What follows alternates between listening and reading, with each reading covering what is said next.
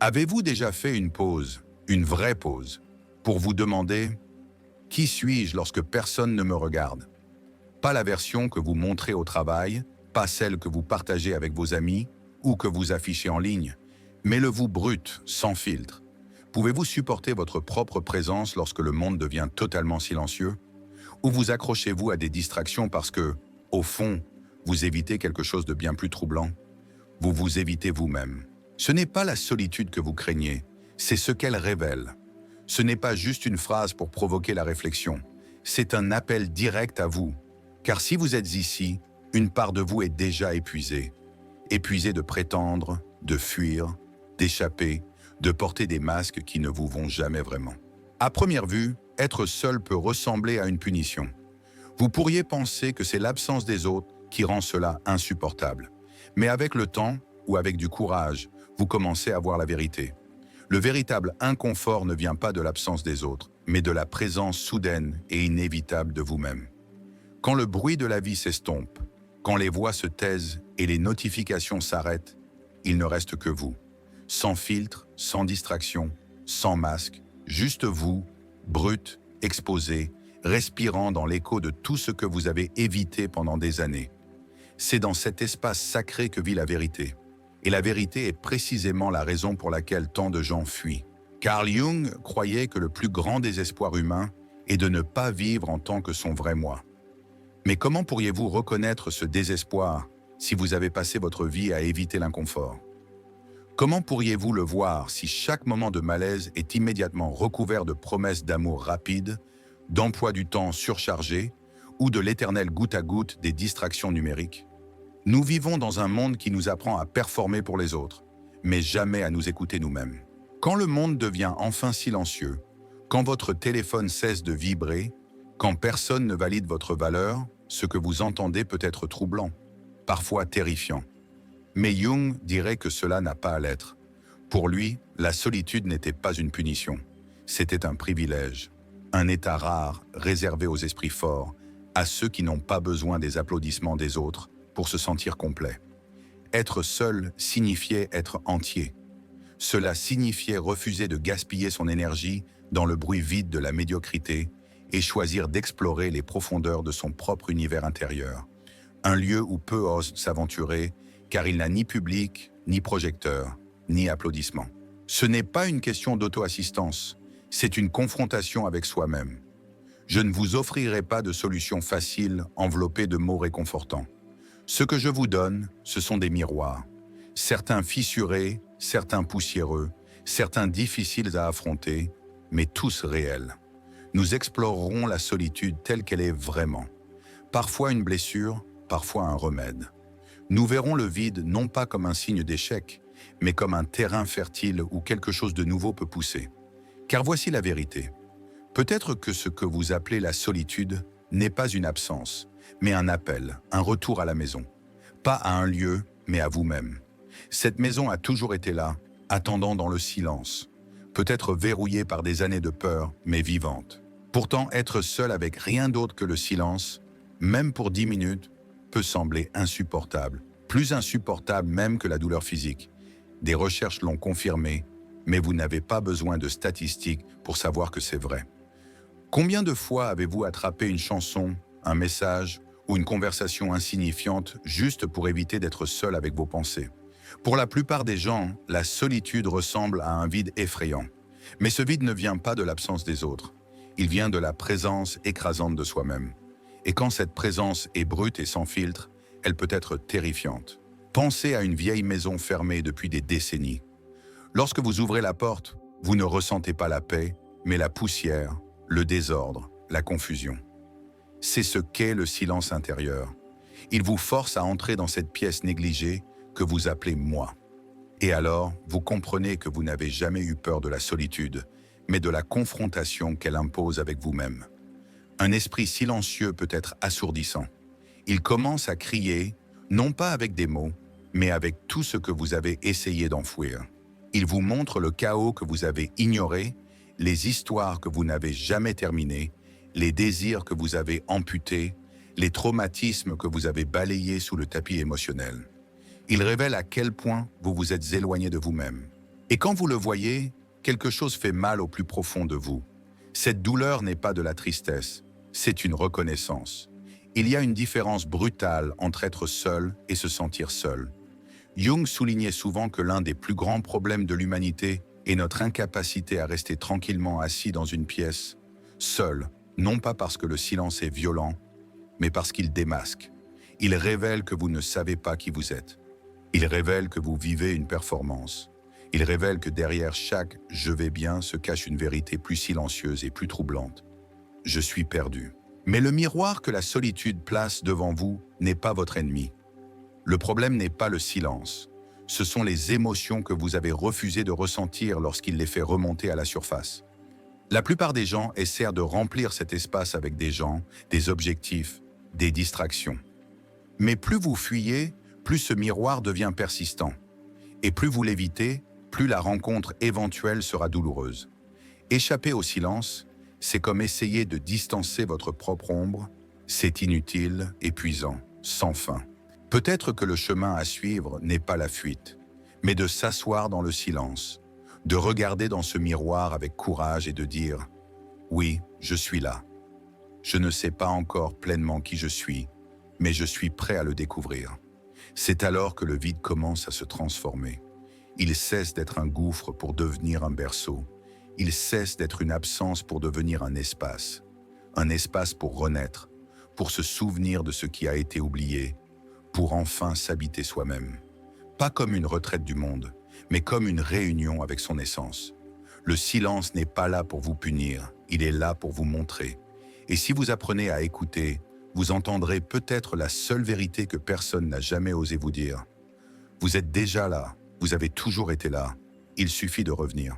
Et quand vous revenez, quelque chose d'autre commence à se produire. Vous remarquez que vous avez trop donné et reçu trop peu. Vous remarquez que vos efforts, aussi sincères soient-ils, sont souvent accueillis par de l'indifférence, voire du mépris. Et voici la réalité, ce n'est pas parce que vous êtes indigne, ce n'est pas parce que vous n'avez pas essayé, c'est parce que le respect ne se demande jamais, il se projette. La projection commence dans l'esprit, dans la manière dont vous le disciplinez pour rester calme, stable, inébranlable dans les moments critiques. Beaucoup d'entre nous ont été élevés à croire qu'être gentil, agréable et infiniment compréhensif nous rendrait forts et aimables. Mais cela ne crée pas des individus forts, cela crée des personnes faciles à manipuler.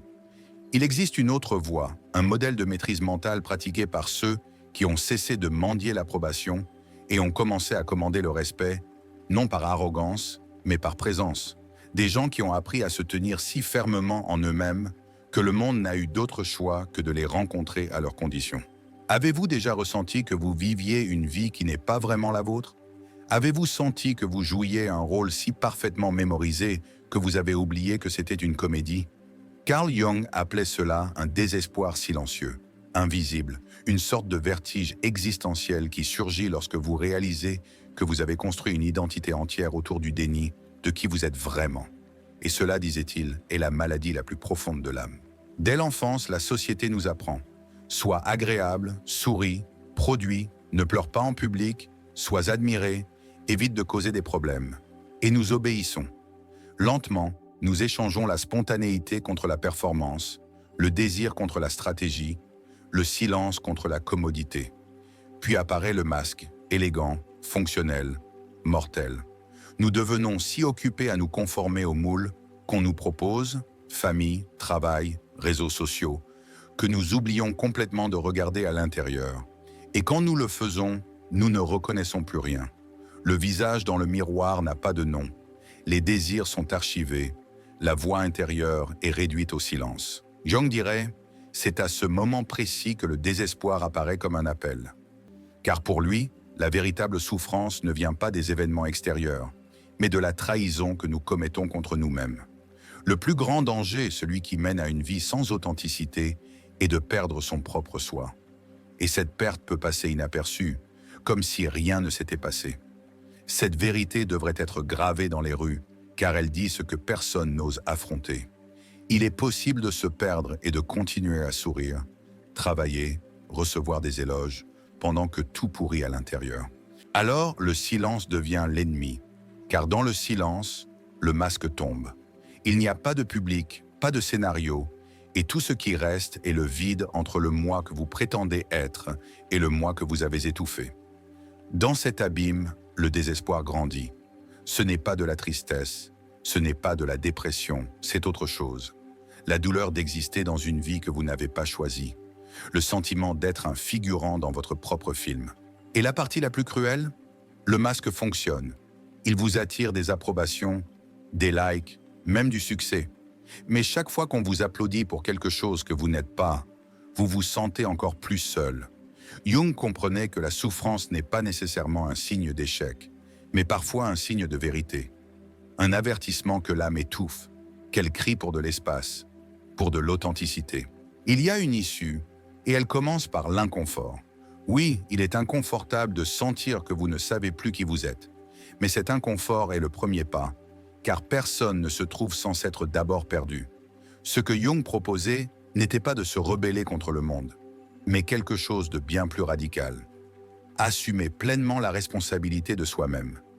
Arrêter de vivre en pilote automatique, cesser de blâmer les autres pour un scénario que vous avez accepté de jouer et lentement descendre de la scène, enlever le maquillage, démonter le décor, éteindre les projecteurs et dire, même d'une voix tremblante, « Je ne suis pas sûr de qui je suis, mais je sais que cela ne suffit plus. » C'est le début de l'authenticité. Le prix de l'authenticité est élevé. Solitude, rupture, confusion. Mais ce que vous gagnez en retour, c'est la liberté. La liberté de ne plus dépendre de l'approbation des autres.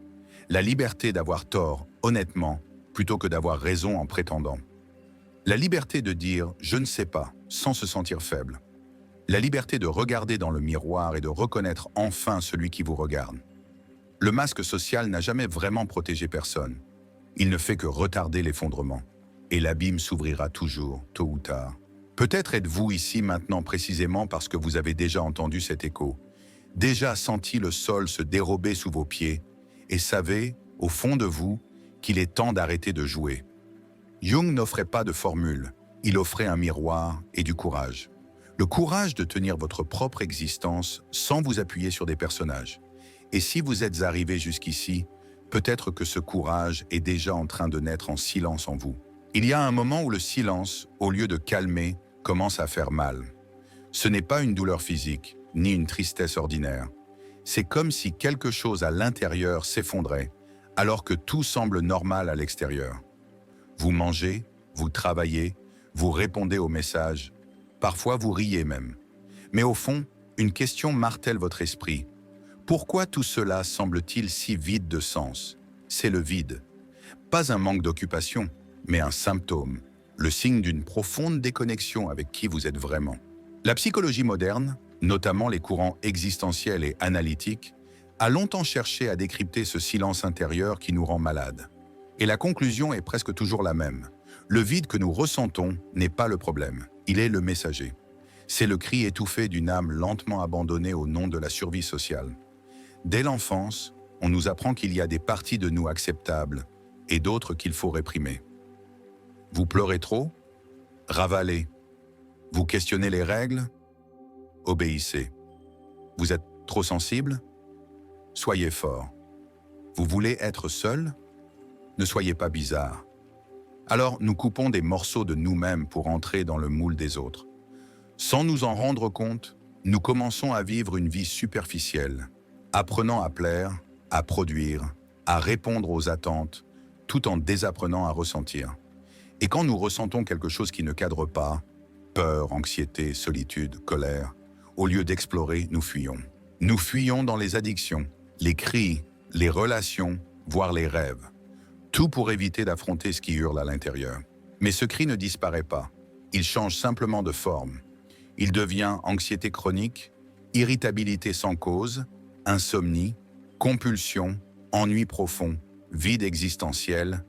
Il devient ce moment où vous êtes entouré de gens et pourtant, vous vous sentez désespérément seul.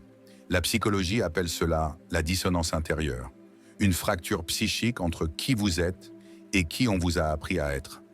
Plus cette fracture est grande, plus le vide est profond.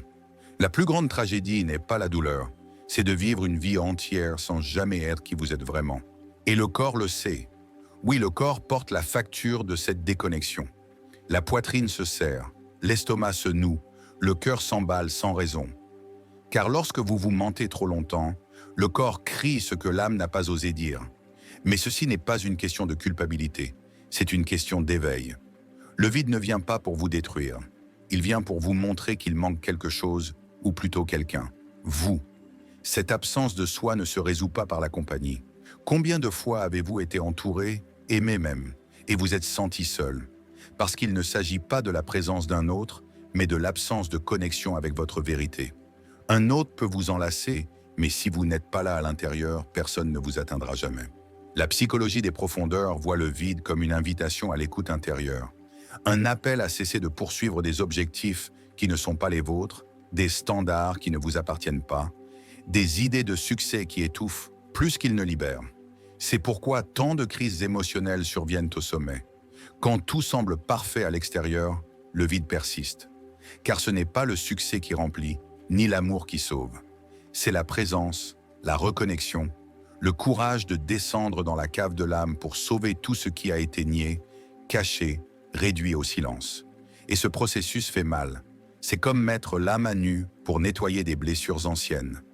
Vous vous rappellerez des traumatismes enfouis, des promesses que vous n'avez jamais tenues, des parties de vous qui ont dû mourir pour que vous soyez acceptés. Pourtant, dans ce deuil profond commence la guérison. La guérison d'un véritable retour à votre centre. Comme le disait Carl Jung, la psyché est claire.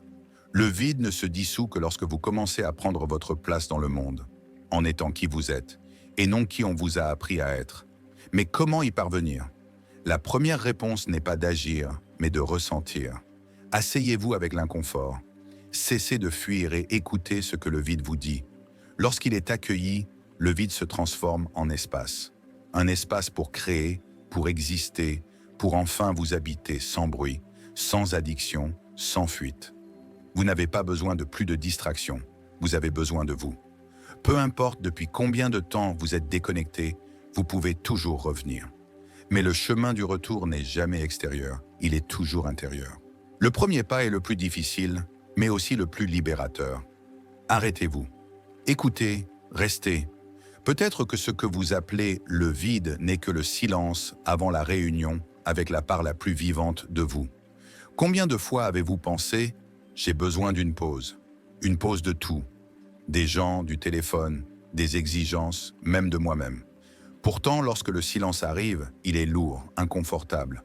Vous essayez de vous détendre, mais l'esprit s'emballe. Le calme devient une confrontation. Et ce qui devrait être du repos devient une torture. Pourquoi s'arrêter est-il si difficile? Parce que s'arrêter vous oblige à ressentir ce que vous avez évité si longtemps. Plus encore, s'arrêter admet que courir est devenu votre mode de vie. La vérité est dure, mais elle est aussi libératrice. Vous n'êtes pas fatigué de la vie, vous êtes fatigué de courir. Courir loin de ce que vous ressentez, de qui vous êtes, de ce manque de sens qui vous suit même dans la victoire. Et le plus dangereux dans cette fuite, c'est qu'elle porte le masque de la normalité. Vous êtes toujours occupé, toujours en train de réparer quelque chose. Mais quand votre tête repose sur l'oreiller, quelque chose manque. Une absence sans nom, un écho, quelque chose que la présence de personne ne peut combler. C'est la déconnexion. Et toute déconnexion finit par exiger un prix. Elle s'infiltre dans les relations, vous faisant attendre des autres ce que vous ne trouvez pas en vous. Vous vous exigez d'aller bien. Vous vous blâmez de vous sentir perdu. Mais comment trouver une direction si vous ne vous êtes jamais arrêté pour découvrir qui vous êtes à ce moment précis? La solitude, lorsqu'elle est comprise, cesse d'être une punition et devient un chemin. Être seul peut ressembler à un abandon, mais cela peut aussi être le début de votre retour. Un retour à vous-même, à votre centre. Ce qu'il faut d'abord comprendre, c'est que la solitude n'est pas l'absence de l'autre, c'est la présence de soi. Mais une telle présence ne peut durer que si vous décidez d'arrêter de courir. Et ce choix fait peur. Il demande de démanteler tous vos mécanismes anesthésiants. Les notifications constantes, les relations basées sur le besoin, les engagements excessifs, les vices que vous appelez des habitudes. Tout cela semblait vous aider à fonctionner, mais en réalité, cela vous empêchait de ressentir. Et ressentir est le début du retour. Ce silence que vous évitez, c'est une maison. Une vieille maison abandonnée, pleine de fantômes. Mais elle est à vous. Aucune maison ne devient un foyer si vous insistez pour vivre dans le jardin d'un autre. S'habiter soi-même, c'est s'asseoir avec ses fantômes et écouter. Réalisez que l'enfant blessé en vous pleure encore pour être entendu, pas ignoré. Accueillir la colère, la culpabilité, la peur et comprendre qu'ils ne sont pas des ennemis, mais des symptômes. Des symptômes d'un exil émotionnel qui a duré bien trop longtemps. La bonne nouvelle, c'est que vous pouvez revenir. Vous pouvez retourner à votre moi intérieur. Et plus encore, vous pouvez construire un lieu où être vous ne fait plus mal. Mais cela demande du travail. Cela demande de bâtir ce que Carl Jung appelait une présence radicale. Une capacité à rester avec soi-même, non comme une punition, mais comme un choix. Un choix conscient, persistant, de ne plus jamais vous abandonner, de tenir votre présence même quand c'est inconfortable, de cesser de courir vers les autres dès que la douleur apparaît. Voici une vérité que peu osent dire. La douleur ne veut pas vous détruire, elle veut vous enseigner. Chaque fois que le silence fait mal, il dit qu'il y a quelque chose à l'intérieur qui a besoin d'être vu. Et en le regardant avec tendresse et patience, vous commencez à vous reconnaître, lentement. L'inconfort devient intimité, l'angoisse devient écoute, le vide devient espace. Et vous réalisez que être seul n'est pas la même chose qu'être abandonné. Au contraire, pour la première fois, vous êtes véritablement accompagné par celui qui compte le plus, vous. Celui qui apprend à être assez pour lui-même ne se contentera plus jamais de miettes. Et quand cela arrive, tout change. Vos relations deviennent plus authentiques car vous n'attendez plus des autres qu'ils vous sauvent. Votre travail gagne un nouveau sens car ce n'est plus la scène de votre validation. Votre vie cesse d'être une fuite et devient une construction. Vous devenez présence, une présence qui respire, qui ressent, qui ne s'abandonne plus. Et c'est cela, la liberté. La liberté n'est pas de faire tout ce que vous voulez, c'est de ne plus être prisonnier de ce qui vous détruit silencieusement. Vous pouvez continuer à vous distraire jusqu'à la fin. Remplir votre emploi du temps, vos histoires, vos affections. Ou vous pouvez faire une pause, respirer profondément et vous regarder, peut-être pour la première fois, sans jugement, en disant « Assez, à partir de maintenant, je reste avec moi ». C'est le début de la véritable solitude, celle qui ne blesse pas, celle qui guérit. Nous marchons ensemble dans les couloirs de la solitude, non comme des observateurs, mais comme ceux qui vivent, saignent et respirent le poids de l'être. Nous parlons de l'anxiété de Kierkegaard comme d'un avertissement, de la solitude de Schopenhauer comme d'une conquête, de la psychologie révélant le vide comme un symptôme, non d'un échec, mais d'une distance, et enfin de la fuite qui est devenue une habitude et du courage qui peut devenir un retour. Maintenant, peut-être, dans le silence, vous vous demandez « D'accord, que fais-je avec tout cela ?» Je n'ai pas de réponse exacte, car ici la réponse n'est pas un concept. C'est un mouvement lent, intime, honnête, vers ce que vous ressentez mais que vous avez évité de regarder. La solitude qui fait mal n'est peut-être plus une ennemie. Peut-être n'est-elle qu'un rappel que quelque chose de vivant réside encore en vous. Un murmure faible mais insistant qui dit « Tu es encore là ». Et si vous êtes encore là, entier ou en morceaux, c'est assez. Assez pour commencer. Assez pour arrêter de courir. Assez pour vous voir avec moins de jugement et plus de compassion. Vous n'avez pas besoin de tout résoudre maintenant. Vous n'avez pas besoin de tout comprendre ou de guérir complètement. Vous avez seulement besoin de vous permettre d'exister sans filtre, sans performance, sans hâte. Rappelez-vous, la douleur que vous ressentez lorsque vous êtes seul n'est pas un défaut. C'est une nostalgie de vous-même. Et cette réunion commence dans le silence. Alors, la prochaine fois qu'il arrive, au lieu d'allumer la télévision, de courir vers quelqu'un, de remplir votre journée de tâches, asseyez-vous avec lui, respirez avec lui. Laissez-le vous dire ce que vous n'avez pas encore osé entendre. Car peut-être, juste peut-être, ce n'est pas la solitude qui vous effraie, mais le fait que, lorsque tout devient silencieux, vous pouvez enfin vous voir. Et en fin de compte, c'est ce qui vous terrifie le plus, mais aussi ce qui vous libère le plus. J'ai dû me perdre pour écrire ceci. Pas légèrement. Il y a eu une nuit, ordinaire en surface, où je ne pouvais plus me distraire.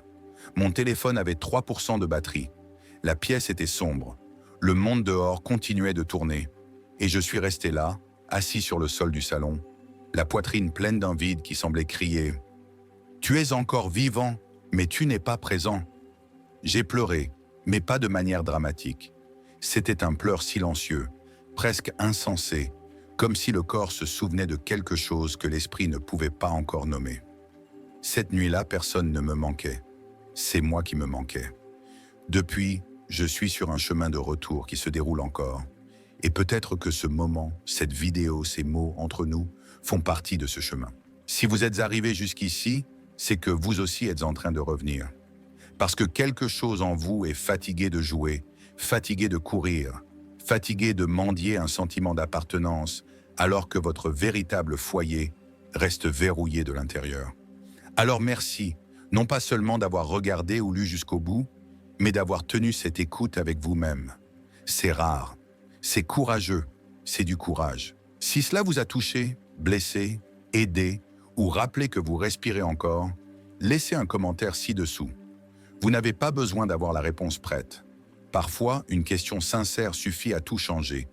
Si ces mots ont résonné en vous, je vous invite à vous abonner à la chaîne, à activer la cloche de notification et à rester connecté pour ne pas manquer ce qui vient.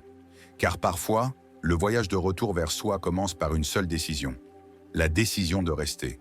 Et quand vous restez, vous réalisez que la solitude n'était jamais un vide, c'était toujours une porte.